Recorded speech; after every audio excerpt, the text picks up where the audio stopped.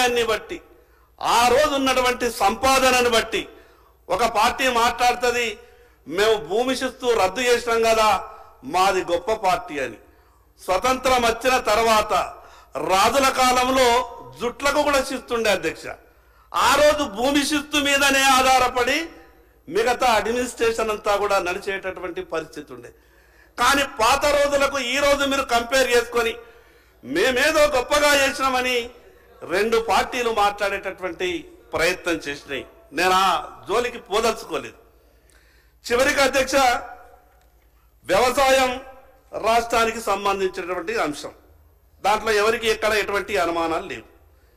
కష్టం వచ్చినా నష్టం వచ్చినా ఇబ్బంది వచ్చినా కూడా మన రాష్ట్రంలో ఉన్నటువంటి సంపాదన మన ఆలోచనకు అనుగుణంగా మనం మార్పులు చేర్పులు చేసుకొని ఈ రాష్ట్రంలో ఉన్నటువంటి వ్యవసాయదారుల్ని ఆదుకోవాల్సినటువంటి అవసరం ఉంది.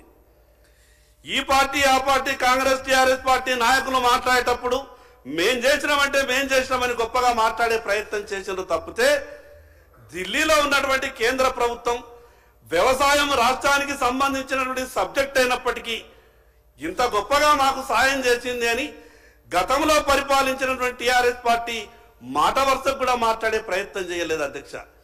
పోనీ ఇప్పుడు వచ్చినటువంటి ఈ ప్రభుత్వం కూడా కేంద్రం నుంచి మనకు గొప్పగా సాయం వచ్చేటటువంటి అవకాశం ఉన్నది, సాయం చేస్తున్నది అని ఈ ప్రభుత్వం కూడా మాట్లాడేటటువంటి ప్రయత్నం చేయలేదు.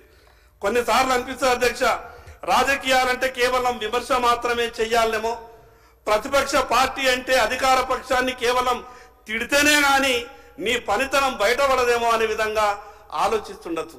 కానీ అధ్యక్ష, మంచిని మంచి అనాలా, చెడుని చెడే అనాలా. వ్యవసాయ శాఖ మంత్రి గారికి నేను ఒక ఫోన్ చేసిన ఆదిలాబాద్ నుండి.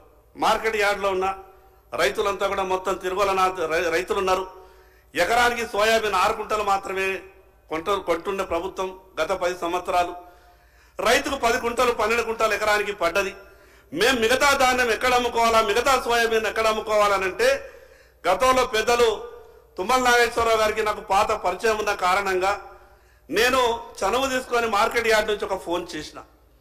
చెయ్యగానే వారు మాట్లాడితే నేను మంత్రి గారికి చెప్పిన, అన్నా నేను స్పీకర్ ఫోన్ ఆన్ చేసిన, రైతులంతా మీ మాట వింటున్నారు, 6 కుంటలు మాత్రమే ప్రభుత్వం కొంటున్నది, 10 క్వింటాలు కొంటే బాగుంటుంది అని నేను అనగానే మంత్రి గారు తిరిగి ఒక మాట మాట్లాడకుండా నేను 10 క్వింటాలు కొంటున్నా అని మంత్రి గారు చెప్పిండ్రు. రెండవ రోజే ఆర్డర్ ఇచ్చిండ్రు.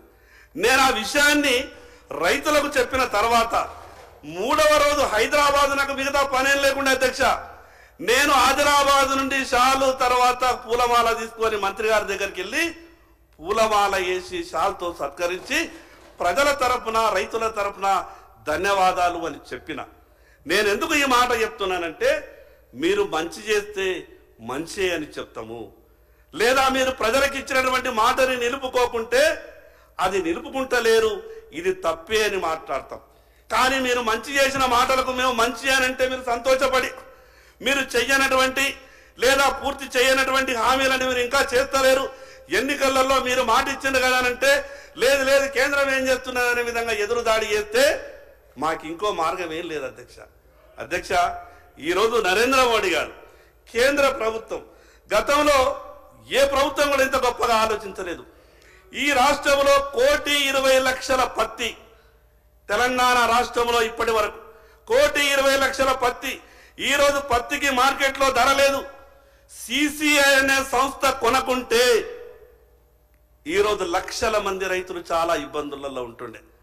కేంద్ర ప్రభుత్వం రాష్ట్ర ప్రభుత్వంతో కోఆర్డినేషన్ చేసుకొని ఈరోజు సిసిఐ వేల కోట్ల రూపాయలు పెట్టి ఇప్పటికే 1,20,00,000 క్వింటాళ్ల పత్తిని 9,000 కోట్ల రూపాయలు ఖర్చు పెట్టి ఈరోజు కేంద్ర ప్రభుత్వం కొన్నది. దాంట్లో రాష్ట్ర ప్రభుత్వం ₹1 లేదు అధ్యక్ష.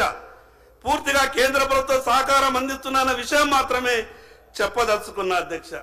మరి అదేవిధంగా అధ్యక్ష, సోయాబీన్ మంత్రి గారు ఒక మాట అన్నారు, ఇది మొత్తం అంతా కూడా రాష్ట్రమే కొంటున్నాయంటే అన్న, రాష్ట్రం కొట్టలేదు. 85,508 మెట్రిక్ టన్నులకు కేంద్ర ప్రభుత్వం మీకు అనుమతి ఇచ్చింది. కేంద్ర ప్రభుత్వం కొంటానని చెప్పింది. 8,50,000 క్వింటాలు కేంద్ర ప్రభుత్వమే కొంటున్నది. మీకేమి భారం లేదు, మీరు కొనాలి అని చెప్పినా ఇది కూడా కేంద్ర ప్రభుత్వమే కొంటున్నది అధ్యక్ష PMKSYలో వేల కోట్ల రూపాయలు టంచనగా ఈరోజు రైతు ఖాతాల్లో కేంద్ర ప్రభుత్వం వేస్తా ఉన్నది.